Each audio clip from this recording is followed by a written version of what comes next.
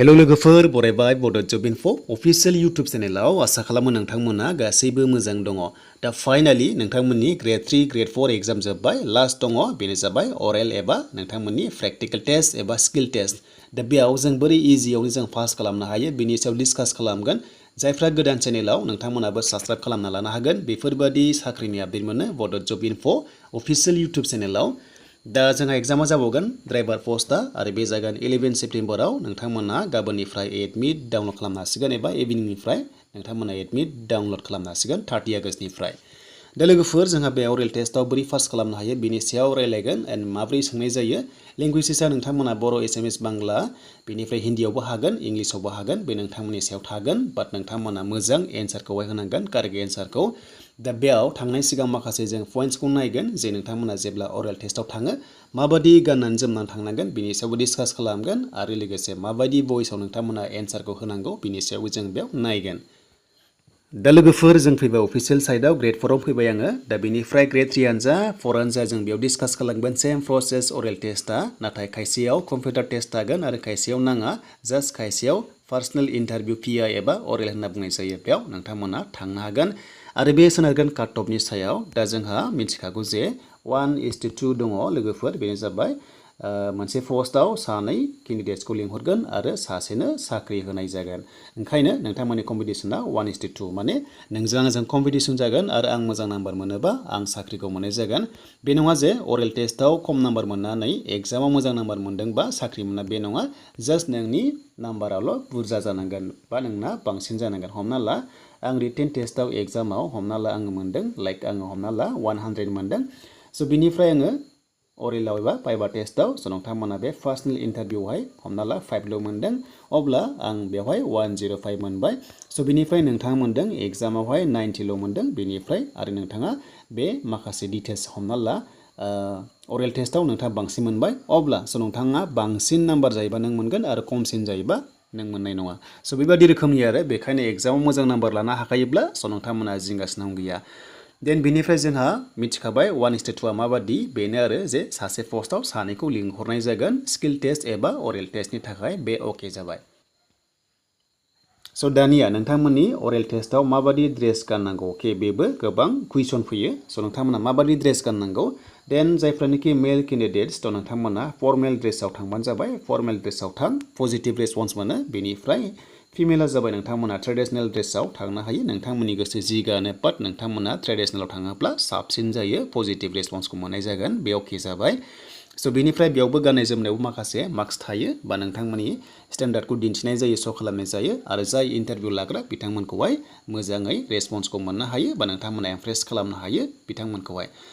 आरो बिनिफ्राय जेब्लानोखि नोंथांमोना अरेल टेस्ट होयो थ' नोंथांमोननि माखासे स्टेन्डार्ड लेंगुवेज आरो लोगोसे नोंथांमोननि भइस नोंथांमोना मोजां जानांगोन लाउड जानांगोन क्लियार जानांगोन जाहाथे बै इन्टारभिउ लाग्राया नोंनि भइसखौहाय मोजाङै खोनायो अके। स' नोंथांमोनाहाय बे भइसखौहाय मोजां होनांगोन आरो बिथांमोना जाहाथे नोंनि भइसखौहाय एन्सार होनायखौ मोजाङै खोनायो आरो नोंथांनो नाम्बारखौ होनो हायो। स' बेसिक पइन्ट्सआव जों फैफिनबाय दानिया जोंहा माखासे स्टेन्डार्डआव।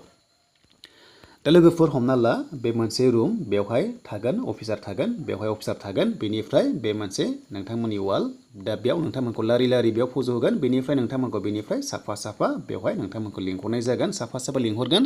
देन बेनिफ्राय नोंथांमोना बेवहाय मोनसे टेबोल मोनगोन बेवहाय बिथांमोना सासे सानै साथाम साब्रै गाहाम थायो।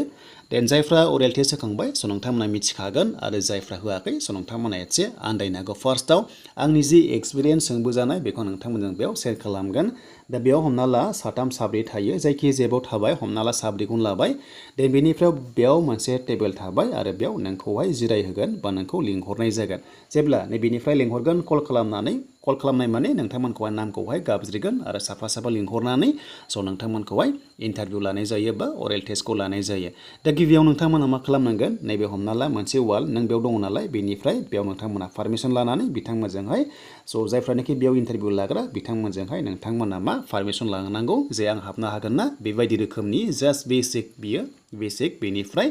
गुड आफ्टारनुन बा आफ्टारनुन स' नोंथांमोननि सायाव सोनारगोन बियो टाइमनि सायाव बिदि बुंनानै दे नोंथांमोना बेवहाय नैबे टेबोल ना बेयाव नोङो दलद थाहैबानो जाबाय मोजां स्टेन्डार्ड गसंनानै थाबानो जाबाय। बेनिफ्राय जेब्ला नोंथांखौ पारमिसन होगोन जिरायनो देन नोंथाङा बेयाव जिरायनो हागोन बा नोंथांमोनाहाय बेयाव रिलेक्सआवहाय जिरायनो हागोन आरो जिरायहोखायो स' जिरायहोनानै नोंनावहाय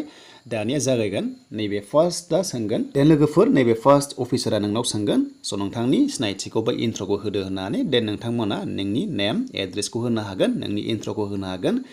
आरो नोंनि भइसआ मोजां लाउड जानांगोन क्लियार जानांगोन एसेबां स्पिड जानाङा जास्ट जेन्टेलाव नोंथांमोना रायलायनांगोन लेंगुवेजआ नों जि कम्फर्टेबल बेयावनो बुंनो हागोन इंलिश जाथारनांगौ बे नङा एसामिस जाथारनांगौ बे नङा जास्ट नोंनि सिनायथिखौ नोंथां होबानो जाबाय मानोना नोंथांनि डिटेल्सआ बिथांमोनाव गासैबो थाहैजोबखायो बिथांमोनाव नोंनि प्रफाइला थाहैजोबखायो जास्ट नोंनि नेमखौहाय स' नोंथांमोना होदो बेबो मोनसे पइन्ट दङ बेयावबो नोंथांमोना नाम्बारखौ मोननाय जायो अके दा बेनिफ्राय जोंहा नैबे सासेया जागायसिगोनलाय नोंथांनाव कुइसन सोंगोन स' नोंथांनाव कुइसन सोंगोन बे कुइसना माबायदि रोखोमनि सोंनाय जायो दा बे कुइसना जाबाय बेसिक नलेज बेनो जाबाय जिके नोंथांनि जिकेखौ सोंनाय जायो दा जोंनि समाव गोदो सोंदोंमोन कर'नानि सोंदोंमोन लाइक कर'ना दा लोगोफोर नोंथांमोननावहाय सोंगोन दा हमना ला सासे सोंगोन गासैबो सोंगोन साफा सोंगोन देन नोंथांमोननि दानि कारेन्ट सिटुवेसनखौ सोंगोन हमना ला आसामाव बेसेबां डिस्ट्रिक्ट्स दङ बे फैदोंमोन देन जोङो 35 होनना मिथिगौ जायफ्रा होदों कारेक्ट स' नोंथांमोना कारेक्ट जाबाय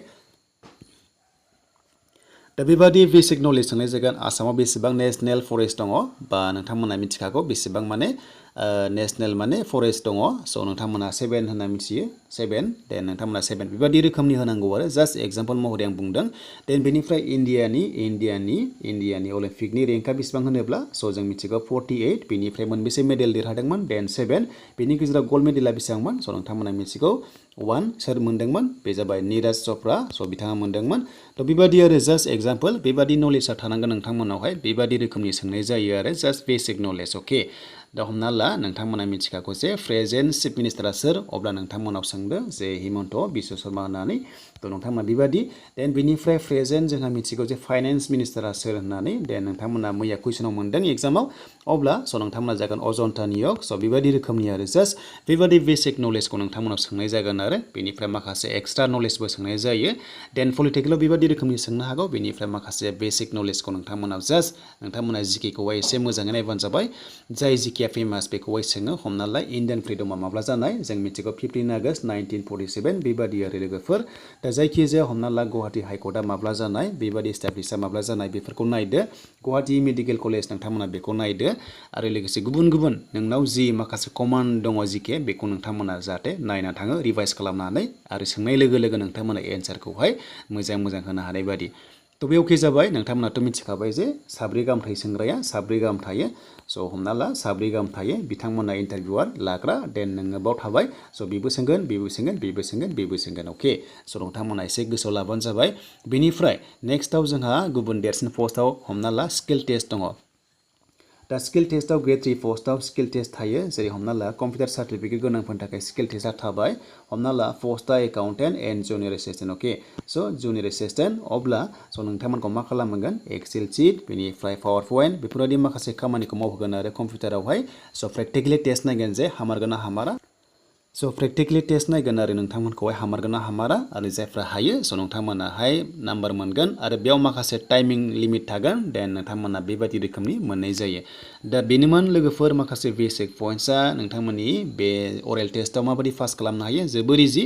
जास्ट नोंथांमोना मा कनफिडेन्सआ थानांगोन स' नोंथांमोना कनफिडेन्स थानांगोन अब्ला नोंथांमोना 100% स' नोंथांमोना 100% साख्रिखौ मोनो आरो जायफ्रा अरेल टेस्टआव थाङो स' नोंथांमोना साख्रिया जानो लामायाव थांखायो बेखायनो मोजां पारफरमेन्स होनांगोन नोंथांमोननि माखासे डिटेल्सआ जाहाथे क्लियार जायो अके स' मेनलि नोंथांमोननि स्टेन्डार्ड बेनिफ्राय नोंथांमोननि भइसआ मोजां जानांगौ मानोना जाहाथे बै इन्टारभिउ लाग्राया नोंनि एन्सार होनायखौ खोनायो स्पिड जायोब्ला बिथांमोना बुजिनाय नङा आरो नोंनि एन्सारखौहाय मिथिनाय नङा अके दा बेनोसैमोन लोगोफोर दिनैनि आपडेट बेनिफ्राय माबायदि रोखोमनि भिडिअ नांबावगौ स' नोंथांमोना कमेन्ट सेक्सनाव लिरबानो जाबाय स' नोंथांमोना लाना फैगोन